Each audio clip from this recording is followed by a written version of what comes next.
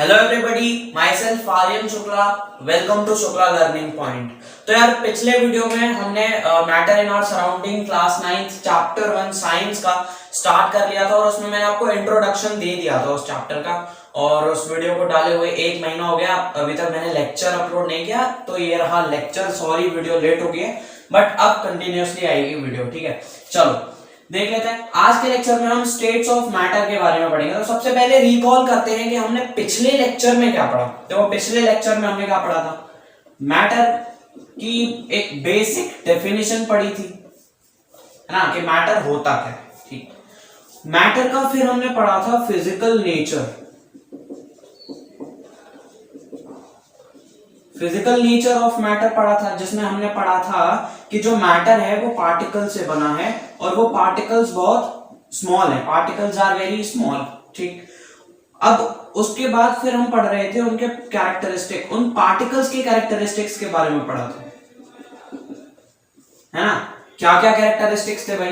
देखो, पहला कैरेक्टरिस्टिक जो था वो था कि पार्टिकल्स के बीच में स्पेसेस हैं, यानी कि इंटरमॉलिक्यूलर स्पेसेस, है ना। ये पिछले लेक्चर में मैं आपको बता चुका हूं। दूसरा था कि पार्टिकल्स के बीच में इंटरमॉलिक्यूलर फोर्सेस ऑफ अट्रैक्शन, यानी कि पार्टिकल्स एक दूसरे को अट्रैक्ट कर रहे हैं। मैं ये रब कर रहा हूं।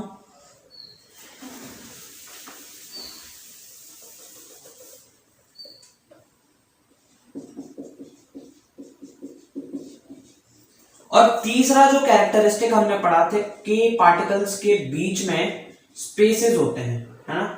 पार्टिकल्स हैव, मतलब स्पेसेस तो बोल दिया, पार्टिकल्स आर कंटिन्यूअसली मूविंग। तो ये तीन जो कैरेक्टरिस्टिक हैं ये हम पिछले लेक्चर में पढ़ चुके हैं और हम मैटर के फिजिकल नेचर के बारे में पढ़ चुके। ठीक, ओके। अब आज स्टेट्स ऑफ मैटर, यानी कि मैटर किन किन स्थितियों में पाया जा सकता है, स्टेट किस स्थिति में पाया जा सकता है, वो पढ़ रहे होंगे। अच्छा, तो ये कैसे डिपेंड करेगा कि वो सॉलिड है, लिक्विड है, गैसेस है, या फिर आप कह सकते हो कि सॉलिड सॉलिड कैसे है, लिक्विड लिक्विड कैसे है, गैस गैस कैसे है। तो एक ये जो कैरेक्टरिस्टिक्स हैं, ये कैरेक्टरिस्टिक्स, इनके वेरिएशन की वजह से मैटर की स्थिति बदल जाती है, मैटर के स्टेट्स बदल जाते हैं। क्यों? क्योंकि इन तीनों characteristic basically particles, matter particle से बना है, पार्टिकल के ये तीन कैरेक्टरिस्टिक हैं और इन तीन कैरेक्टरिस्टिक्स में कुछ कुछ वेरिएशंस आएंगे जिनकी वजह से सॉलिड लिक्विड गैसेस में एक मैटर की स्थिति हो जाएगी। ठीक, अच्छा वो देखते हैं कैसे। एनसीईआरटी में लाइन लिखी हुई है कि these states of matter arise due to the variation in the characteristics of particles of matter. Example के तौर पे अब मैं आपको कॉन्सेप्ट समझाता हूं। एग्जाम्पल लूंगा मैं वाटर का। अच्छा, वाटर को जब आप फ्रीजर में रखोगे तो आइस क्यूब्स बनेंगे, है ना। ये मान लो आइस क्यूब है, आइस क्यूब, एक ही तो आइस क्यूब आएगा। ठीक, ओके। तो ये आइस क्यूब है, ये सॉलिड है, मानते हो। अच्छा, नॉर्मली जो वाटर होता है वो लिक्विड है, रूम टेम्परेचर पे आप नॉर्मली पानी पे तो वो लिक्विड ही है। ठीक, और गैसेस, जैसे कि आप उसी पानी को हद से ज्यादा गर्म कर दोगे तो वो पानी वाटर वेपर में कन्वर्ट हो जाएगा, ये आप जानते हो। तो वाटर वेपर हो गए। वाटर वेपर को कैसे रिप्रेजेंट करें? ये लो, ये हो गए वाटर वेपर। ठीक, और ये हो गया पानी, that is water, normal water. ठीक, यानी कि वाटर की तीन स्थितियां, तीन स्टेट हो गए। वाटर इस स्टेट में भी पाया जा सकता है, आइस क्यूब। वाटर अपने नॉर्मल स्टेट में भी पाया जा सकता है और वाटर गैसियस स्टेट में भी पाया जा सकता है, यानी कि उसके वेपर्स के फॉर्म में। ये भी तो स्टेट हो गए ना, इसके स्थितियां हो गई। वाटर किन किन स्थितियों में पाया जा सकता है कि नहीं। तो अब वाटर की ये तीन स्थितियां कैसे आई भाई? वाटर आइस में कन्वर्ट हुआ तब क्या है, वाटर जब नॉर्मल है तब उसके पार्टिकल्स के क्या क्या कैरेक्टरिस्टिक है, वाटर वेपर में कन्वर्ट हुआ तब क्या क्या कैरेक्टरिस्टिक है वो हम डिस्कस करेंगे, जिससे कि आपको समझ आएगा। देखो बिना टाइम वेस्ट किए चलो जल्दी करते हैं डिस्कस फटाफट। सबसे पहले ये तीन characteristic, intermolecular spaces, intermolecular forces of attraction, particles are continuously moving. Ice cube की अगर हम बात करें तो सबसे पहला कैरेक्टरिस्टिक है इंटरमॉलिक्यूलर स्पेसेस। तो आइस क्यूब्स के पार्टिकल्स के बीच में जो इंटरमॉलिक्यूलर स्पेसेस होंगे वो कम होंगे, तभी तो वो एक ब्लॉक के टाइप में मतलब पास पास में है ना, तो उसके जो इंटरमॉलिक्यूलर स्पेसेस होंगे यानी कि उसके हर एक पार्टिकल के बीच में जो स्पेस होंगे वो कम होंगे। ठीक है, ये एक चीज आपने देखी। पहले ही कैरेक्टरिस्टिक को नॉर्मल वाटर में देखते हैं। अच्छा, नॉर्मल वाटर में अगर हम देखेंगे ना तो स्पेसेस इससे ज्यादा होंगे, सॉलिड से ज्यादा होंगे, तभी तो वो लिक्विड आया। अगर आप आइस क्यूब्स लो, एक आइस क्यूब लो, उस पे हाथ मारो, है ना, तो आप नहीं उसको एकदम आर पार नहीं कर सकते हो ना अपने हाथ को उस आइस क्यूब के, है ना। तो ये दर्शाता है कि जो पार्टिकल्स है वो पास में। अगर आप मतलब दूसरी तरफ अगर आप पानी लोगे तो पानी में जब आप हाथ डालोगे तो पानी में आपका हाथ अंदर चला जाएगा, यानी कि उनके पार्टिकल्स के बीच में जो स्पेसेस हैं वो कम है। किससे? आइस क्यूब से।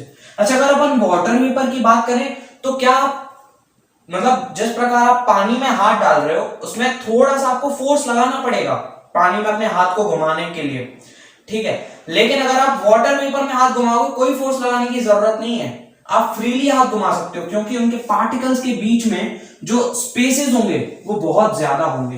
पार्टिकल्स उनके इतने दूर होंगे कि हमें फोर्स लगाने की जरूरत ही नहीं है, इतने स्पेसेस हैं पार्टिकल्स में, ठीक है, वाटर वेपर के। ठीक है, तो ये वेरिएशन क्या आया? सबसे पहले कैरेक्टरिस्टिक में वेरिएशन आया। देखो आइस क्यूब एक सॉलिड फॉर्म है ना, और इसके जो पार्टिकल्स हैं उनके इंटरमॉलिक्यूलर स्पेसेस बहुत कम है। वाटर में इससे ज्यादा है और वाटर वेपर में इससे भी ज्यादा है। तो आप देख सकते हो वेरिएशंस आए। अब दूसरे कैरेक्टरिस्टिक को देखो, इंटरमॉलिक्यूलर फोर्सेस ऑफ अट्रैक्शन। अच्छा, जाहिर सी बात है, लॉजिकल बात है कि अगर भैया इनके बीच में स्पेसेस कम हैं, यानी कि ये जो पार्टिकल्स है एक दूसरे को बहुत ज्यादा अट्रैक्ट कर रहे हैं, यानी कि इनके बीच में जो इंटरमॉलिक्यूलर फोर्सेस ऑफ अट्रैक्शन है वो ज्यादा है कंपेयर टू दिस, है ना। इसमें कम होगी और इसमें और कम होगी, तभी तो इंटरमॉलिक्यूलर स्पेसेस ज्यादा है ना। इनका इंटर रिलेशन भी देखो इन दोनों कैरेक्टरिस्टिक का, कि देखो इंटरमॉलिक्यूलर स्पेसेस इसमें बहुत कम है, यानी कि इन पार्टिकल्स के बीच में इंटरमॉलिक्यूलर फोर्सेस ऑफ अट्रैक्शन बहुत ज्यादा है ना। इंटरमॉलिक्यूलर फोर्सेस ऑफ अट्रैक्शन बोले तो ये दो पार्टिकल्स हैं या फिर बहुत सारे पार्टिकल्स हैं, एक दूसरे को अट्रैक्ट जिस फोर्स से कर रहे हैं वो इंटरमॉलिक्यूलर फोर्स ऑफ अट्रैक्शन हो जाएगा। जैसे कि ये दो पार्टिकल्स हैं, ये इसको कैसे मतलब कितनी फोर्स लगाकर अट्रैक्ट कर रही है, कितनी फोर्स से इसको अट्रैक्ट कर रहा है और ये कितनी फोर्स से इसको अट्रैक्ट कर रहा है, वो इंटरमॉलिक्यूलर फोर्सेस ऑफ अट्रैक्शन हो जाएगी, है ना।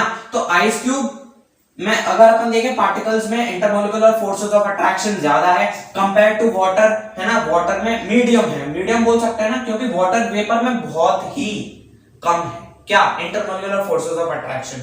इस वजह से इंटरमॉलिक्यूलर स्पेस ज्यादा है, इसमें intermolecular forces of attraction moderate है, इसी वजह से इसमें जो इंटरमॉलिक्यूलर स्पेसेस हैं वो भी मॉडरेट है ना।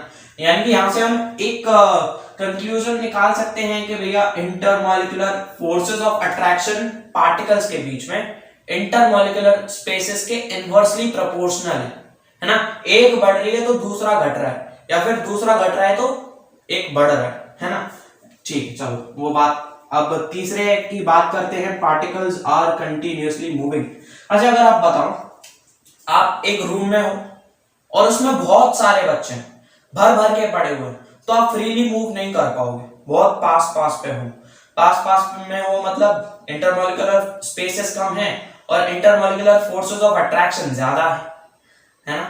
ओके, तो आप उसमें फ्रीली मूव नहीं कर पाओगे। जितना फ्रीली आप तब मूव कर पाओगे जब आप उस कमरे में अकेले हो, यानी कि वहां पर इंटरमॉलिक्यूलर स्पेसेस ज्यादा हो और इंटरमॉलिक्यूलर फोर्सेस ऑफ अट्रैक्शन कम हो, है ना। तो देखो यहां पर क्या इंटरमॉलिक्यूलर स्पेसेस कम है, यानी कि यहां पर बहुत कम मूव कर पाएंगे पार्टिकल्स।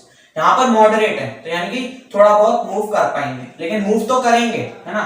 और गैसेस की बात करें तो यहाँ पर जो पार्टिकल्स हैं वो बहुत ज्यादा मूव करेंगे, क्योंकि इंटरमॉलिक्यूलर स्पेसेस बहुत ज्यादा है, इंटरमॉलिक्यूलर फोर्सेस ऑफ अट्रैक्शन बहुत कम है कि नहीं। तो क्या हुआ, पार्टिकल्स में वेरिएशन आए, यहां पर ज्यादा, यहां पर कम, यहां पर कम, है कि नहीं। और वेरिएशंस की वजह से मैटर की स्थिति, मैटर का स्टेट बदल गया। पार्टिकल्स के कैरेक्टरिस्टिक्स के वेरिएशंस की वजह से जो नॉर्मल वाटर था आइस क्यूब में, आइस क्यूब की स्थिति में आ गया, आइस क्यूब के स्टेट में आ गया।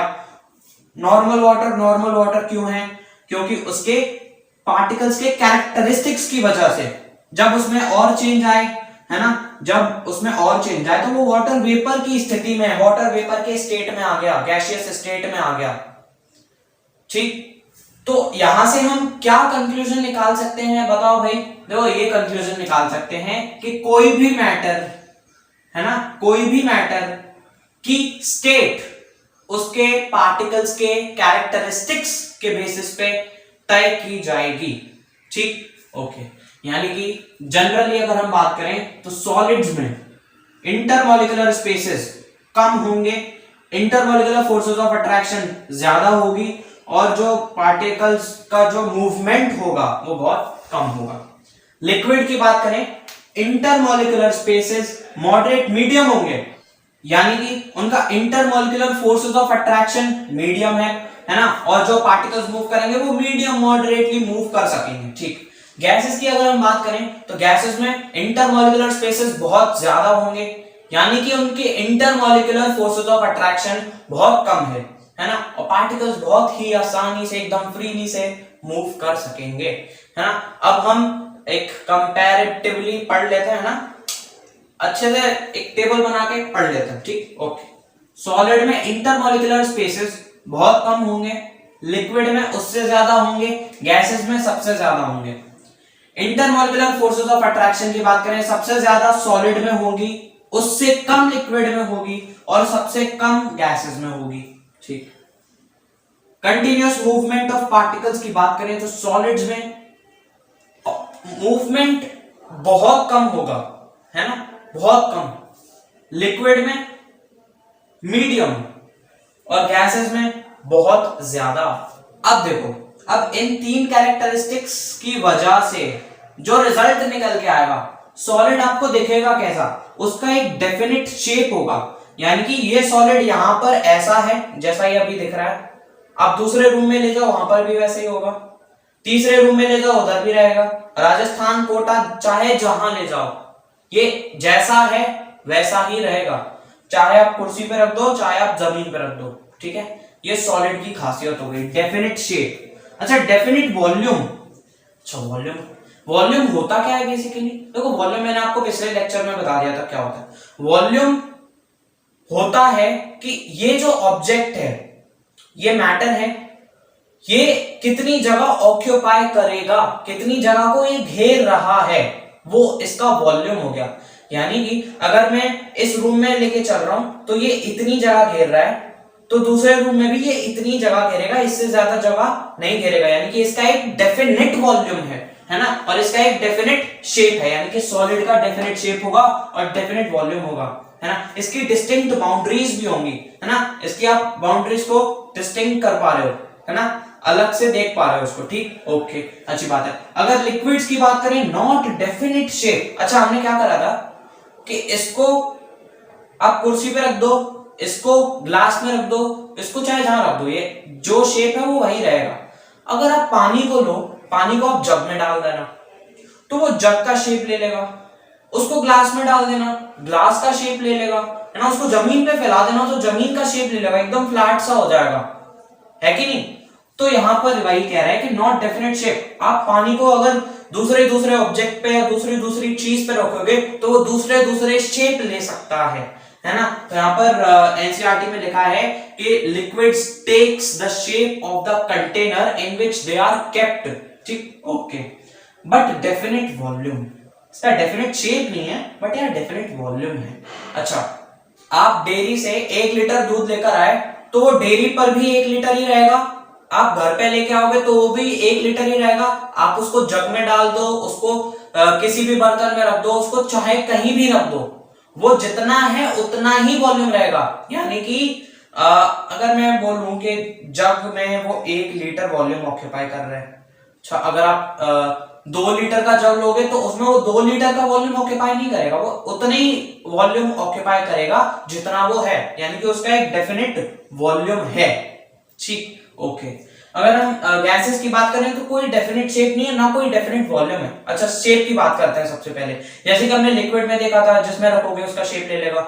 अच्छा, तो इसका एग्जांपल आप ले सकते हो बलून, है ना। जैसे कि आप अलग अलग टाइप के बलून ले सकते हो। एक स्फेरिकल बलून ले लो, उसमें हवा भरो तो हवा उसका शेप ले लेगी। उसी अमाउंट हवा को दूसरे एक लंबा स्पाइरल शेप्ड बलून आता है ना, उसमें भरना तो वो उसका शेप ले लेगी, यानी कि उसका भी डेफिनेट शेप नहीं है। अच्छा, डेफिनेट अगर वॉल्यूम की बात करें, और वॉल्यूम कैसा है उसका, तो आप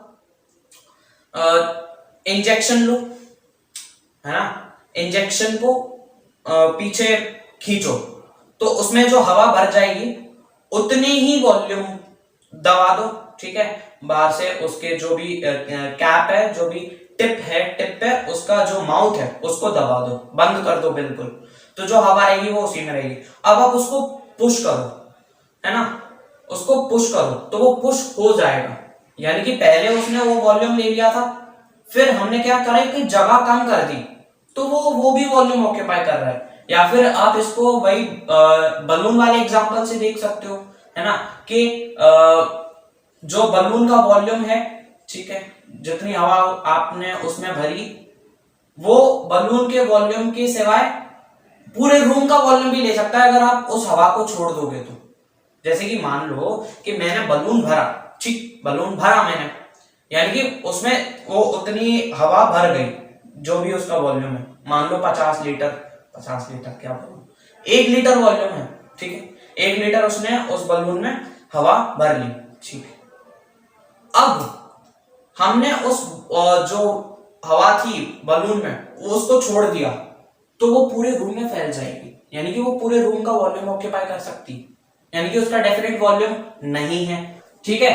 तो अब बात करते हैं भैया कंप्रेसिबिलिटी की। कंप्रेसिबिलिटी यानी कि उसको आप दबा सकते हो क्या, दबा सकते हो क्या। चलो, नेग्लिजिबल कंप्रेसिबिलिटी, सॉलिड है, सॉलिड को कंप्रेस करोगे या तो इससे ज्यादा फोर्स लगाओगे तो ये टूट जाएगा, बट इसको आप कंप्रेस नहीं कर सकते हो क्योंकि पहले से ही इसके पार्टिकल्स बहुत पास में है ना, तो इसको आप कंप्रेस नहीं कर सकते हो। अगर हम बात करें लिक्विड्स की तो ये भी नेग्लिजिबल कंप्रेसिबिलिटी है इनकी, है ना। जैसे वही इंजेक्शन वाला, इंजेक्शन में आप पानी भर लो, माउथ बंद कर दो और फिर दबाने की कोशिश करो तो वो नहीं दबेगा, ठीक, क्योंकि उसका एक डेफिनेट वॉल्यूम है, लेकिन इसका डेफिनेट वॉल्यूम नहीं है। ये कोई भी जगह ऑक्यूपाई कर सकता है, इसलिए ये हाईली कंप्रेसिबल है। जैसे कि आपके सिलेंडर्स में जो गैस आती है ना, जो सिलेंडर में गैस भर के आती है वो बहुत ही ज्यादा कंप्रेस्ड होती है, इसीलिए वो लिक्विड फॉर्म में आ जाती है। तो वो अपन नेक्स्ट लेक्चर में समझ जाएंगे कैसे वो लिक्विड में हो जाती है, बट कंप्रेस हो सकता है। जैसे कि अपन ने देखा था अभी वॉल्यूम के केस में कि आप इंजेक्शन लो, पुल बैक करो, माउथ बंद करो, दबाने की कोशिश करो, आप दबा सकते हो, उसमें हवा है, आपने कंप्रेस कर ली हवा को, है ना, आप कंप्रेस कर सकते हो। तो वही सीन है, सिलेंडर में बहुत ही कंप्रेस हवा है, अगर आप सिलेंडर को खोल दोगे एक रूम में तो वो पूरे रूम में फैल जाएगी, ठीक, ओके, ग्रेट। तो ये हाईली कंप्रेसिबल, नेग्लिजिबल कंप्रेसिबिलिटी और नेग्लिजिबल कंप्रेसिबिलिटी। अच्छा, डिफ्यूजन, डिफ्यूजन क्या होता है? डिफ्यूजन एग्जांपल लेते हैं, ठीक, जैसे कि ये हमने ले लिया एक बीकर, इसमें पानी है और इसमें हमने सॉल्ट शुगर क्रिस्टल्स ले लिए और शुगर क्रिस्टल्स को इसमें डाल दिया, शुगर क्रिस्टल्स डाल दिए और अपन ने उसको स्टिर किया तो वो शुगर क्रिस्टल्स पानी में डिफ्यूज हो गए। अच्छा, डिफ्यूजन से मतलब क्या है कि एक लिक्विड है, यानी कि एक अलग मैटर है और ये दूसरा मैटर है। अगर दो मैटर के पार्टिकल्स एक दूसरे में डिफ्यूज हो जाए तो उस प्रोसेस को डिफ्यूजन बोलेंगे। यहां पर क्या हुआ, जो शुगर के क्रिस्टल्स के पार्टिकल्स थे वो वाटर के पार्टिकल्स में मिक्स हो गए और इस प्रोसेस को हमने डिफ्यूजन बोल दिया। ठीक है, तो वही सीन है। तो सॉलिड में यार डिफ्यूजन नेग्लिजिबल बोल सकते हो या फिर होगा तो बहुत ही स्लो होगा, है ना। अच्छा, अगर हम लिक्विड की बात करें तो लिक्विड में भाई बहुत अच्छा डिफ्यूजन है। जैसे कि सॉलिड को अगर आप लिक्विड में डिफ्यूज करोगे तो सॉलिड लिक्विड में डिफ्यूज हो जाएगा, लिक्विड लिक्विड में डिफ्यूज हो जाएगा। अगर आप दो लिक्विड लो, जैसे कि फॉर एग्जांपल अगर आप नींबू पानी लेते हो तो नींबू का रस अलग से लो और पानी अलग से लो, नींबू का रस भी लिक्विड है, उसको आप मिलाओगे तो दोनों लिक्विड फ्यूज होकर लिक्विड ही बना रहे हैं, मतलब मिक्स होकर लिक्विड, डिफ्यूज होकर लिक्विड बना रहे हैं, है ना। सॉलिड क्रिस्टल था वो डिफ्यूज होकर लिक्विड बना रहा है। लिक्विड में जो डिफ्यूजन है वो बहुत अच्छा खासा है और गैसेस में तो यार बहुत ही तगड़ा है ना। यहाँ पर बहुत सारे गैसेस आराम से डिफ्यूज हो सकते हैं, है ना। यहाँ पर भी डिफ्यूजन प्रोसेस बहुत सही। मेन तो ये तीन कैरेक्टरिस्टिक्स थे और इन तीन कैरेक्टरिस्टिक्स की वजह से इनके ये फिजिकल ऑब्जर्व मतलब फिजिकली ये चीजें आई सामने, है ना, जो कि हम पढ़ चुके हैं। तो बस यार आज के लेक्चर के लिए सिर्फ इतना ही। अब अगले लेक्चर में हम स्टेट्स ऑफ मैटर का एक नया वर्जन देखेंगे कि क्या हम सॉलिड को लिक्विड में कन्वर्ट कर सकते हैं, लिक्विड को गैस में कन्वर्ट कर सकते हैं, अगर कर सकते हैं तो वो कैसे कर सकते हैं, है ना, क्या होता है। तो बेसिकली हम पढ़ चुके हैं कि वेरिएशन आएगा तभी उसकी मैटर की स्टेट चेंज होगी। जैसे कि हम पानी के एग्जांपल में देख चुके थे, है ना, पानी फ्रीजर में रखा तो वो सॉलिड हो गया क्योंकि उसके पार्टिकल्स के कैरेक्टरिस्टिक्स में वेरिएशन आया। पानी को हमने उबाला, हद से ज्यादा उसको टेम्परेचर दिया, हद से ज्यादा गर्म किया तो वो वाटर वेपर में कन्वर्ट हो गया क्योंकि उसके पार्टिकल्स के कैरेक्टरिस्टिक्स में वेरिएशन आए, है ना। अब ये वेरिएशन हम कैसे ला सकते हैं उसमें, ताकि हम जो चाहे वो कर सकें। यानी कि सॉलिड को अगर हमें सॉलिड है उसको लिक्विड में कन्वर्ट करना है तो उसको कन्वर्ट करने के लिए हमें क्या करना पड़ेगा, उसके पार्टिकल्स के कैरेक्टरिस्टिक्स में वेरिएशन लाना पड़ेगा, उसके कैरेक्टरिस्टिक्स को चेंज करना पड़ेगा, किसके, उसके पार्टिकल्स के। तो वो हम कैसे कर सकते हैं वो हम अगले लेक्चर में देखेंगे। तब तक के लिए गुड बाय।